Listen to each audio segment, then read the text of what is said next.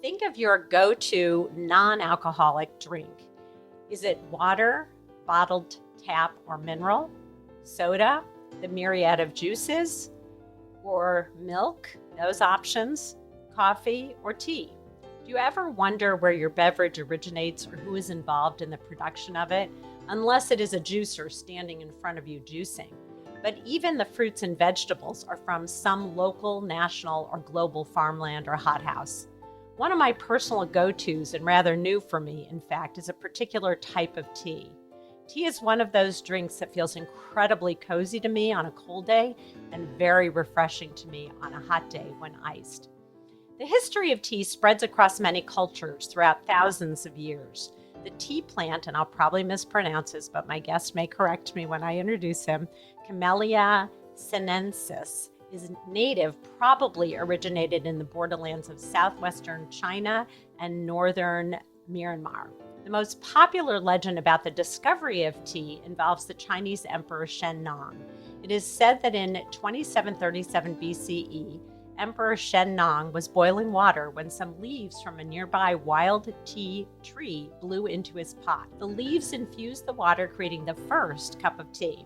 Though this is only a myth, it highlights the deep historical connection between China and tea. And here are some tea milestones. In the 9th century, tea was introduced to Japan by Buddhist monks. In the 16th century, European traders, particularly the Dutch and Portuguese, began importing tea to Europe.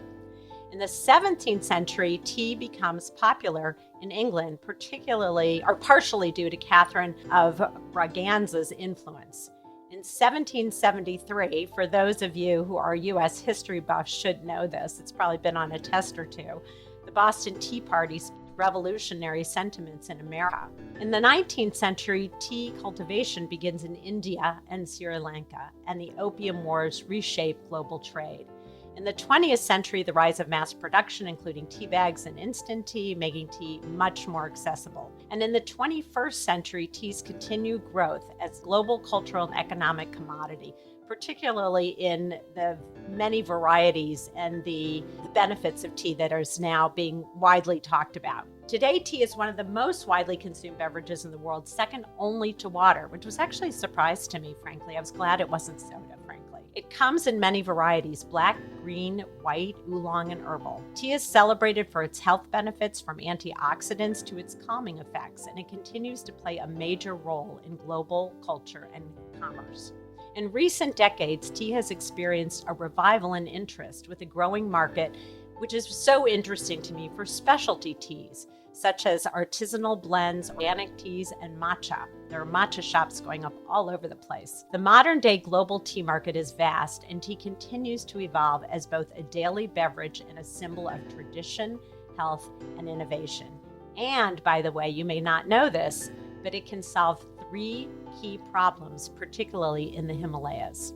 And those problems are urban migration, land degradation, and climate change. So in terms of urban migration, young folks are moving to megacities in search of work, which fragments the family and drives unsustainable urban growth. Land degradation are abandoned farmlands due to the fragmented family, which has deteriorated into unusable dirt.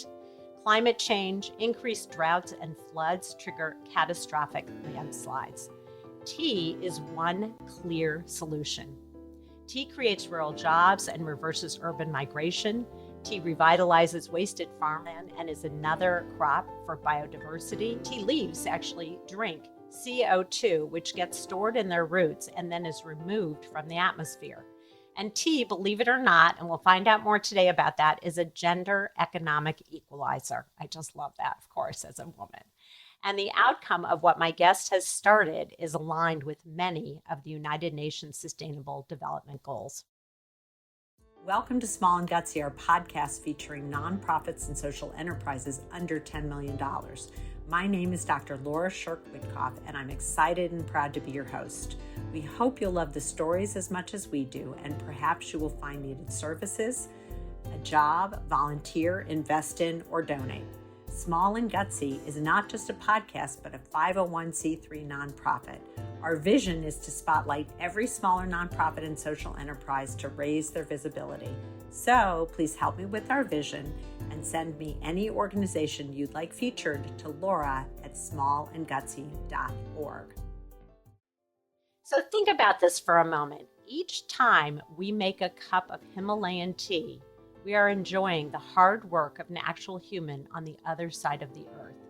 It's a small miracle, in fact, and yet it's so easy to forget. Young Mountain Tea is committed to honoring and uplifting the people who grow our tea. They recognize that their future and ours are one and the same. For many of us who may not be globally savvy, the Himalayas are a young and high mountain range in Asia, separating the Indian subcontinent from the Tibetan plateau. I am assuming, and I'll find out in a minute, that the name Young Mountain comes from the Himalayas being a young mountain range, but my guest will set me straight in a moment. Their vision is to create sustainable future for Himalayan farmers and their family. And their mission is to partner with Himalayan communities to raise the quality of their tea. Farmers can earn more and raise the quality of their lives. Young Mountain Tea partners with farmers in North India to get a new factory up and running. Tea farmers, 90% by the way being women, will launch their region's first community-owned tea factory. This factory will be a blueprint for a model of sustainable change in the tea industry, eventually throughout the Himalayas and the world. So, building a sustainable future for Himalayan farmers and their families is truly a social enterprise.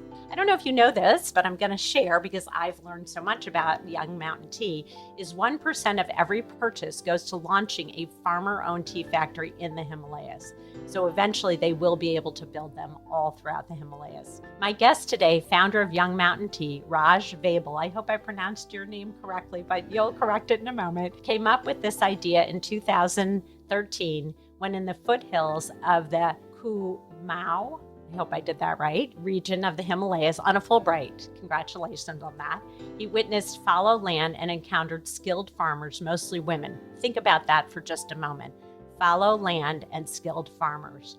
Such a disconnect, it's unbelievable, right? It didn't sit well with Raj, who promised that if the farmers would grow the tea, he would find a way to rebuild their economy by developing a company that would sell the tea.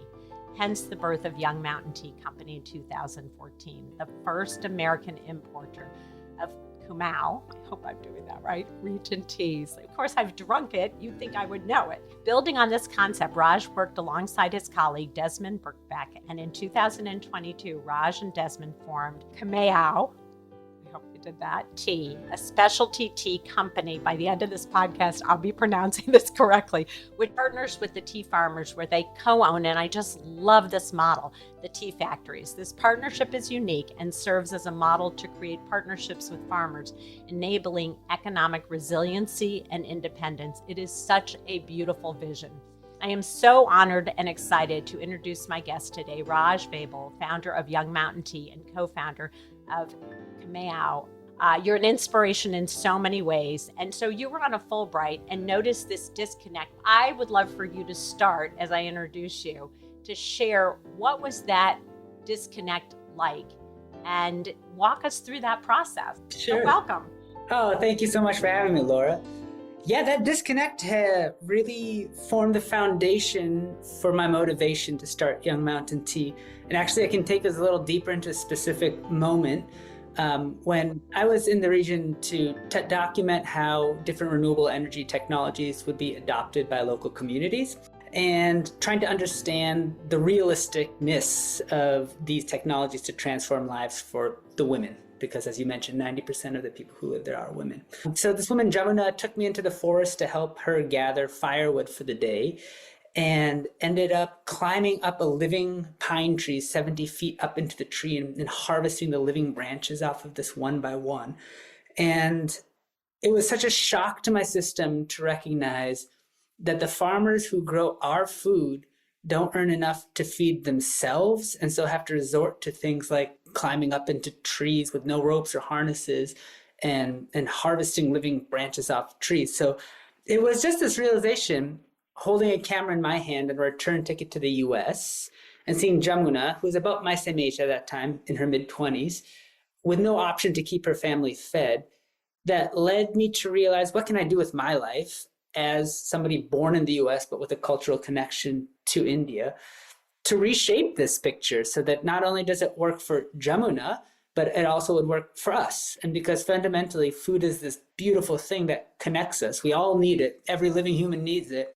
Take care to prioritize the well-being of the people who grow it. It's really our own future that's at stake. And really, that's where Young Mountain grows up. I've tried to solve this disconnect between really talented, driven people and the realities of where our foods come from. Look at someone who is practically your age, who goes through so many hoops as compared to so many of us who don't, and to really close that gap in some ways so folks who are living there can have economic sustainability and feed their families. And it's not just the economic sustainability of food on the table, but it's also the process of running a business and teaching a skill when they already have the skill of farming. And so you're just adapting that into a business model that teaches so many additional skills that are frankly very transferable.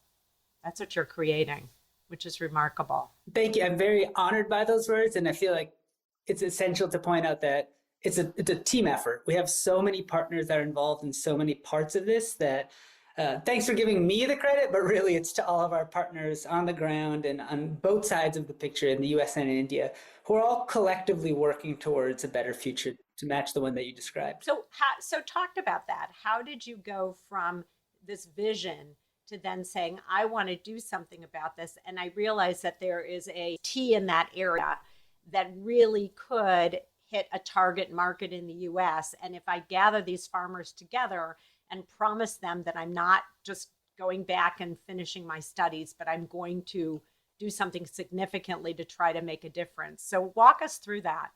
I had been working in this region for about 4 years prior to starting Young Mountain Tea. And through that time had gained a familiarity with the history of growing tea in this area. I think you alluded to how the British brought tea from China into India and essentially forced local communities to grow it. And so this region in the north, Kumau, is one where tea thrived, but because of its distance from any port, the supply chains never really got set up to bring the tea out of the mountains and into the world. So there's still remnants of gardens, and local farmers were familiar with this history, but there wasn't too much activity happening at that point where I was working. The farmers were very accomplished at high elevation, low water agriculture, but they didn't have any access to markets to convert those skills into livelihoods. So when I began the conversation with the farmers, or with specifically a co-op of farmers, they said because tea was familiar and because it had a legacy in this area, they were interested in experimenting with it, which was very important to our decision to pursue it, because one of the things we want to be very cognizant of is that trying to introduce new ideas into cultures on the other side of the world can often backfire or lead to unintended consequences. So we wanted to pick something that the farmers would definitely feel a connection to, so that when we weren't there, they would feel a confidence level in being able to maintain it by themselves. Yeah, we wrote a small grant when I was there on the Fulbright and got enough to just plant a very small amount of tea. And then I wrote another small grant in the US to move back, and I set up the company in Oregon, which is where I was living at the time. I didn't have any background or familiarity with business. I didn't study it. It's not in my family. So it was a lot of learning the hard way. And it started in a garage and then moved to another garage and eventually into a warehouse. And it was a process of basically connecting new origins of tea into a growing market in the US. And as you said, tea is the world's second most consumed beverage after only water. So after the very thing that we need to support our existence, it is tea. And in the US, it's really taking off for the first time in the last decade or so, driven primarily by health concerns of consumers, but also by the culture surrounding it. As Japanese culture, for example, becomes more popular in the US, that's what's helped to support the interest in things like matcha. And so we saw that there is this rising market for specialty teas that was not being tapped into because, as you said as well, all tea comes from the same plant. So black and green tea, the same leaves are just processed in different ways after harvest. We saw an opportunity to try to make new teas that the world has never known, and in the process create more value for the farmers. Yeah, so we're just over a decade into our work and working on both the sides of the supply chain. And we tried to make sure that our work is moving at a pace that will be realistic for having long-term adoption by the farmers in India. And that means that we move slowly. The pace of rural India is nonlinear and certainly not the same as in the Western world. So we like to joke that we move at the speed of trust, which I'm going to use that. I love that. I know your background is Indian, but you wanted to be a different American going in. And when you build trust over time, and that's why you chose something that farmers were very familiar with, which I think is brilliant, is you have to follow up with everything you say you'll do as much as you can, or give a reason if you can't. Once you build that trust, you are forever in that partnership or in that relationship. But I had a question. So when you worked with farmers and you did both sides of the supply chain, how were you then able to get this to source tea? Is it dried or made into teas in the Indian tea factory? Yeah, so as a very brief tea 101, tea is grown in a garden, which is essentially a small forest, because the tea bush is kept to the size of a bush, but would become a tree if you let it grow. So, I didn't know that. yeah, Okay, good. there's so many incredible things about, well, tea and all agriculture is what I've learned, that we never really get to hear about because we just kind of buy it at the grocery store, and that's our extent of our relationship, because that's all we're offered. But yeah, tea is a tree. So it's grown in small orchards, or they call them gardens. And then it's harvested, just the leaves. So not the fruits, not the seeds, just the leaves. And then processed inside of a tea factory into a black tea, a green tea, white tea, matcha, oolong. For that reason, though, all the value addition that happens to tea happens within 24 hours of being harvested. Wow. So that is a time constraint that you have. That's right. Yes. As soon as it's plucked, it's essentially beginning to decompose. And the process of processing the tea is essentially manipulating that process and then stopping it using pressure, heat, and time. What was remarkable to me is that the farmers are already doing the hardest part. They're already spending day after day out in the tea gardens, whether that's in the monsoon season when there's leeches crawling all over them, or in the winter when it's cold, like right now, there's no central heating, but they're out there taking care of the mulching processes and the maintenance work. They're already all doing that, but the real value addition to tea is in the processing stage, which already happens on location. But traditionally, farmers don't have the upfront capital to set up those facilities, and they don't have the market linkages to sell whatever they make. So that was an opportunity for us to get involved. And that was always clear. Like, until the farmers own the factory, they won't ever be in a position to earn enough through tea to make it really worth their while. So yeah, that was the focus. It's on shifting the ownership of the most lucrative part of the trade, the processing of the tea, into the hands of the farmers, which helps economically. But then there's a second part that's really significant to them owning the factory, which is that when they have their harvest, it's, as we're saying, a very perishable, fragile, short shelf life thing. 24 hours, and then it has no value at all. When they own the stuff that comes out of the factory, that comes from, made right there in their community, then they have something that will last for, at a minimum, 3 years. But oftentimes teas are aged for decades. And so that gives them a level of stability in that now they have something that is shelf stable. And so both for earning more and having more stability, it only made sense to move in the direction of farmer ownership of the facilities that process their teas. Before we set up our own factory, the factories that were making tea in this region were all owned by the local government. So Young Mountain has never been in a position to process our own teas until just in the last month, the factory finished construction. So prior to that, we were buying from these existing government-run factories, which the government actually didn't really want to set up. They got pushed into setting it up because the farmers were growing tea. They had hoped that private players like Young Mountain would move in, but that never happened. So they had to do that. So they had something to do with this harvest that was coming out. But it was always tea that was destined for the auctions, which are low quality, low prices. And we were actually asked by our on-the-ground partner, Desmond, will you be interested in helping me set this up so it's owned by the community and benefiting? And that's another big part to our approach. We don't want to swoop in with solutions from the outside. We want to make sure that whatever we're doing is growing out of actual needs and interests, not because it sounds morally correct, but also because that's the only real way it's going to be long-term viable, is if it's actually embraced fully by the locals. And so when Desmond asked me, would you be interested in trying this? I was like, absolutely. This is the opportunity to become Willy Wonka. Yeah, it's great. It's amazing. And from one factory, then you see the success, and then you can start then co-ownership with other areas in the Himalayas to do basically the same thing. That's right. So the working model, this is our prototype, this first factory. And the idea is that it should support roughly 500 tea farmers. That's our estimates at capacity that this will work. However, Kumau currently has about 6,000 tea farmers in the state, and more coming online every year as the government expands its work to sort of bring farmers into livelihood positions through growing tea. So if we can figure out this one factory first, the idea is to replicate it and use it as a blueprint, first in Kumau, but then hopefully across all of Indian tea and the world's teas. The design of this facility was made with that in mind, where it's not purely about production. It's also an educational space where other people can come to learn. And then hopefully we'll learn from other people who are doing similar-ish kinds of work.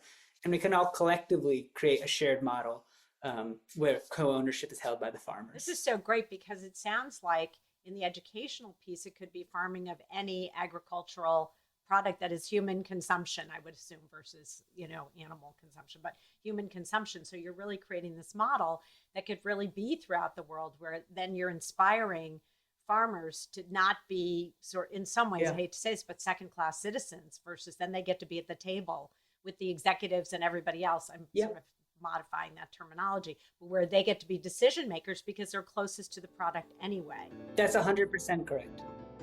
As a quick tangent, as you mentioned, I'm of Indian descent, but born and brought up in the US. And before doing tea, I was doing electrical engineering and working on a project in my mother's ancestral village in South India is when I was just introduced to the unbelievable level of talent and drive that exists in rural India. But because of scarcity of resources, there's just not enough opportunities to unlock that talent. And it was this moment when I was in my early 20s of thinking, how is it possible that the world is missing out on this human potential that's here, is just not able to express itself? And so fundamentally, that's at the heart of it, what we're trying to do with this work. I just love it. And I would absolutely imagine that you've already seen farmers stepping into that space and being creative in their thought process of what's next, or how can we introduce this? So before I even get into that creative spirit, I want to take a step back and talk a little bit about, so how do the different teas get not manufactured, but sort of played with? I mean, you talk about sort of some will be almost like fine wine will be, right? And then others are short-lived and mixed with different flavorings or whatever. And so I'd love to hear a little bit about that. Well, the analogy to wine is exactly the right one that people within the tea world use all the time as well. So Laura, you're ahead of it all. Which is to say, there's different parts to the market. There's the $3 chuck, the sort of like cheap mass market stuff. And then there's also this really luxury, reserved, small batch stuff that you're paying as much for the idea of it as you are for the actual reality or the scarcity of it. And so in designing this facility, we actually set up production lines to be able to do both. So on the one hand, we can make the sort of mass market teas that are going to end up in blends, like Earl Greys or English breakfasts or what have you. And that will be assuring that the farmers have access to a part of the market that is very large and stable. Like that's the very established part of the market. At the same time, there's more money to be made for the farmers and more growth potential in the specialty side. And basically, in the US, tea is sort of like where beer was at in the early 90s, where Budweiser still reigns supreme. Like that is what people know as tea, is the Liptons of the world, where we haven't really been introduced to a lot of the quality that has existed for literally centuries in other parts of the world. And so as the consumers begin to graduate into wanting higher quality versions of teas, we can help the farmers do that. And so that second production line is very much around high-end, small batch production. We imported machinery from China primarily, where, as you were saying, that's really where tea processing blossomed into an art form. Yeah, that'll give us the ability to sell the equivalent of like $30 bottles of wine. We are intentionally not trying to sell something that's at like the $500 price point, because we do want this to be something scalable. So we viewed it as something that is rather a graduation for the consumer into the world of specialty teas.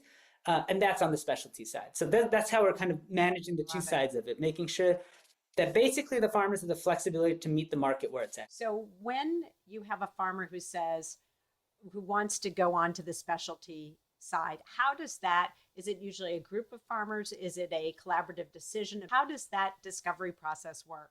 Yeah, that's the most collaborative part of the whole process, is that we bring samples of high-end teas from around the world into the facility. There's this beautiful cupping room. It's like the tasting room with this stunning view of the mountains with a jungle directly across.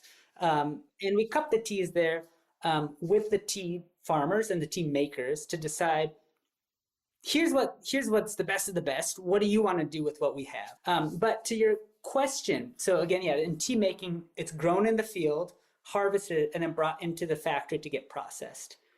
The harvest point is really where the farmer's involvement ends, and then they sell it to the factory. And so it's the tea maker's decisions around what styles of tea to make. Either way, the inputs are the same thing. Whether they're making the cheap stuff or the really high-end stuff, it all starts with the same starting point, which is the tea leaf, a bud, the newest growth, and the first two leaves below it. So that relieves some of the responsibility from the farmers from having to understand market dynamics and to say, we're going to give you the best quality tea leaf. And the way I was coached on this is that quality is grown in the garden and then lost inside the factory. So again, the farmers are already doing the hardest part, which is growing these healthy bushes organically at high elevations. And all we're doing inside the factory is bringing out the flavors that are already there. And so that process is more of conversation between Desmond, who's the CEO of the company, and his tea maker and our company. And so that way there is some familiarity among these 500 farmers, what's happening, but to a degree, it doesn't matter to them. They're getting paid for bringing in high quality harvest independently of what styles of tea we make. So it must be a whole profession to be a tea maker. Yes. Right? Yes. A sommelier and a vineyard, vintner. So vintner, that's right. Yeah. So share a little bit like what that process is, and when you bring in these other teas, are they trying to simulate those, or do they say, I want to do something a little different or a little less, or let's try this? This is absolutely the most artistic side of tea. It's the actual making that happens within, again, a pretty short window, 24 hours of being harvested. That's when the tea maker has to be 100% spot on. And it's certainly a blend of art and science. Like there is definitely biochemistry. And thankfully, Desmond, who is our partner on the ground, he has a master's in biochemistry, so he understands the science well. But you have to also just sort of the way a good chef understands their ingredients, understands the moment, and then expresses their creativity through their food. The same thing is happening with hundreds of pounds of this beautiful tea leaf as it's inside the facility.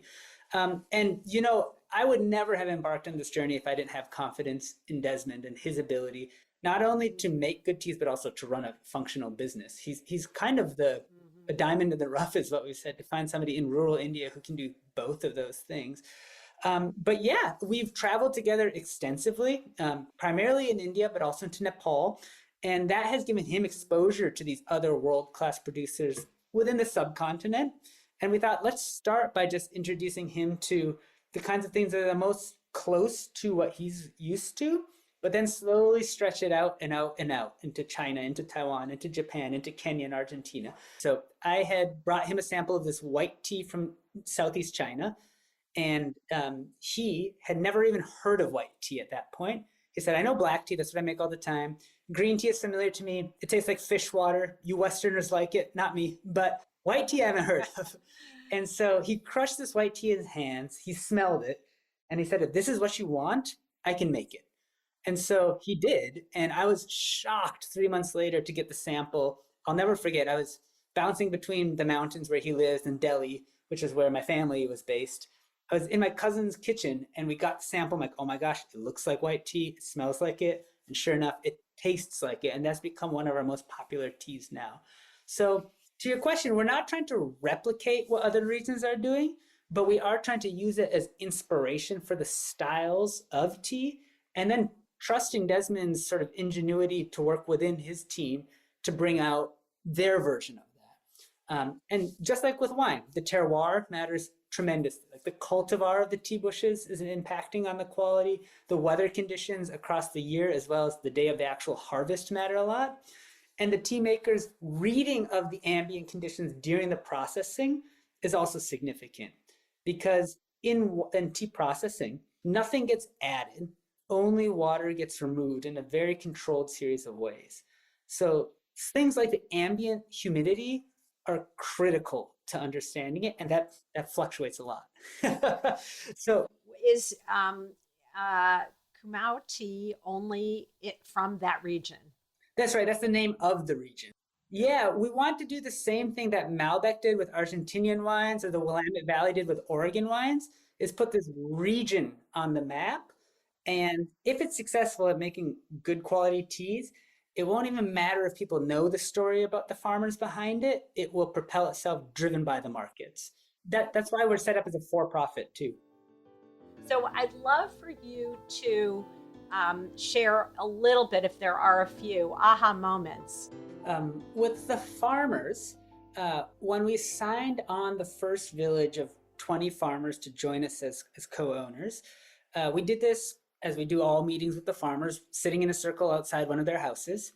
And we had distributed the paperwork, and about half the group didn't know how to read. These are, again, very talented farmers, but often pulled out of school at 14 or 15, or maybe a little older, but then married and go to their husband's family's village, and then that's kind of their new chapter in their life. So the moment that jumps to mind is seeing one woman put her thumbprint, Godavari Devi is her name, on the paper, symbolizing her trust, really, in the people around her, that she was committing herself to words that she couldn't actually read, but had the potential to change her life, hopefully for the better.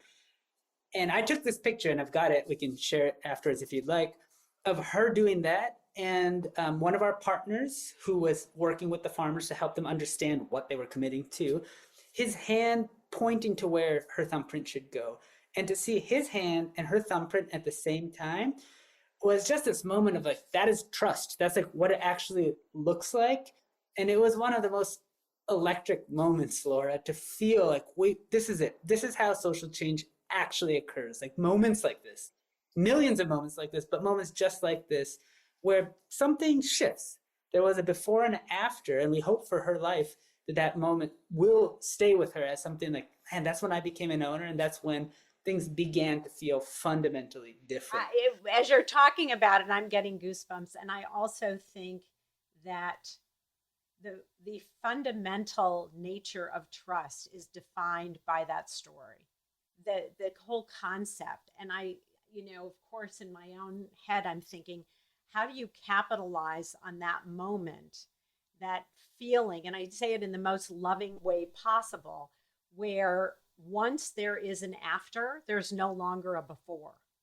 So because you lived up to what you said that you would do, and Desmond as well, with this collaborative partnership where everybody benefits, that trust is now a mainstay in forever in that environment. And so as you start to build this in other areas, you get to bring that definition of trust to other places. And so you've done it. You know now how to do it. It's just that happened to be an organically beautiful moment where sometimes we have to just jump in and swim. And that's what she did. Yeah, can I actually share one more Yeah, story? please. I love Because stories. there's one Are more you part that I kidding? think Yeah. would be interesting, which is about 2 years ago. It wasn't really an aha moment in the work. It's aha and like finally understanding in my head how this work can be like fits into a bigger context. Yeah. I had the privilege of doing a fellowship that was run by the Rockefeller Foundation and Acumen around food system change. And they gave me just a mental framework that I had, I guess, unknowingly been working towards, but I finally put it to words, which is like, what is the role of a systems change agent? And the way they did it, that I hope might be helpful for your listeners, was to think of a system as being comprised of all these connected actors who have their own interests and incentives. And there's going to naturally exist holes within the system. And the traditional view of solving for those holes is to come up with a solution that fits the gap. Um, However, the adaptive leadership approach, which is what this was around, is rather than to view these as holes that need to be filled, the role of the systems change agent is to shrink the hole by bringing all of the actors closer together. And that is exactly what we do, but I had never had words to describe it.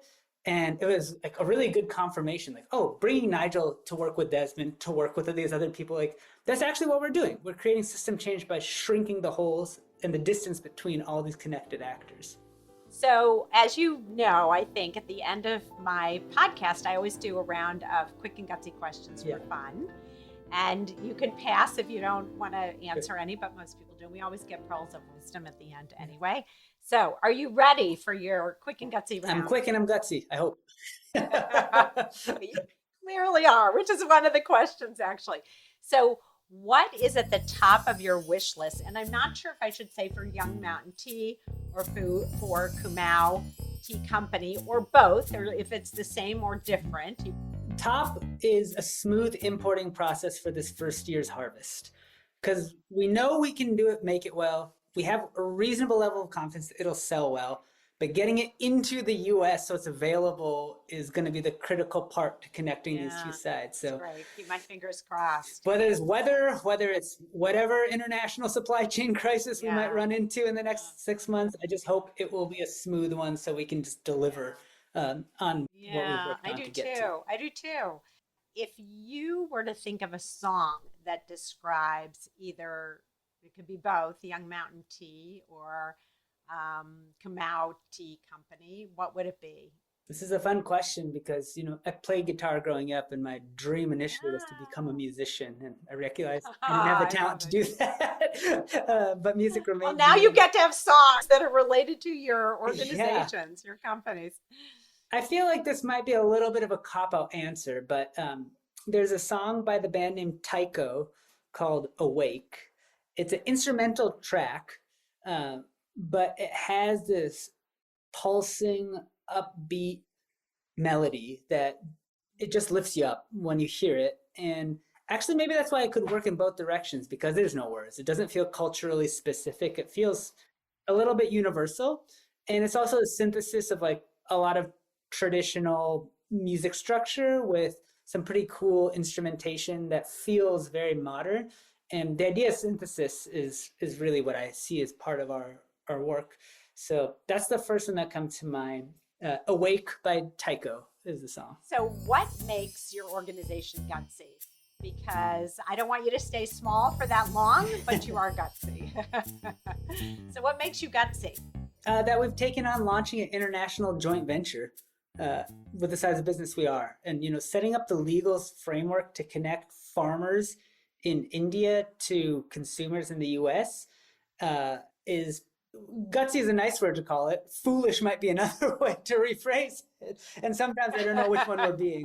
On the bad days, it feels like, what did we commit ourselves to? I think everyone goes through that, to be honest with you. Yeah. And I think that's why I named my podcast Small and Gutsy, because I think it's gutsy to try something out, not foolishly. I would never call it small and foolish, although it's kind of funny actually. But I think gutsy is about you learn from your mistakes, you try things out. My first podcast in my 90-second podcasts I'm about to release are not different entirely, but different in fundamental ways. And so growth takes on that. Yeah. So I love that. I love that. Yeah, you kind of jumped in, not uneducated, but you learned along the way for each thing that you came across that might have felt like a barrier, and it didn't stop you. You just kept pushing forward. We've had to respond to a lot of crises, and now we've reached a point where I think the gutsy part is like we can handle whatever the world throws at us. We're not going to be overconfident about, whatever, we'll just take the risk when it comes. But I do feel like we have earned the right to be able to feel comfortable in taking risks, because we know that when things don't go our way, we will find a way to respond and keep moving forward.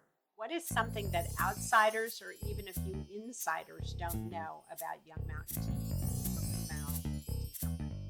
I think that they likely don't know the network of advisors that we rely on daily. From our board of directors to a range of people who are volunteering their time to no personal gain to themselves, we are where we are because of the experience of other people.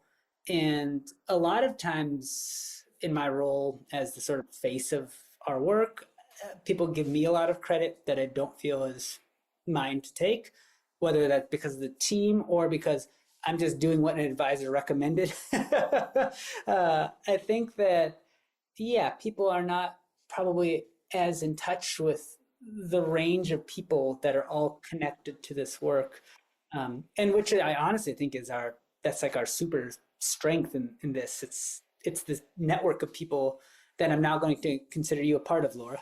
Yeah, I love it. Oh, I would love it. Are you kidding? If you could get one celebrity or influencer, that's such a U.S. question, I'm sorry, to endorse or talk about Young Mountain Tea or Kumau Tea. I'm getting that name right. Finally, it took me an entire podcast to do it.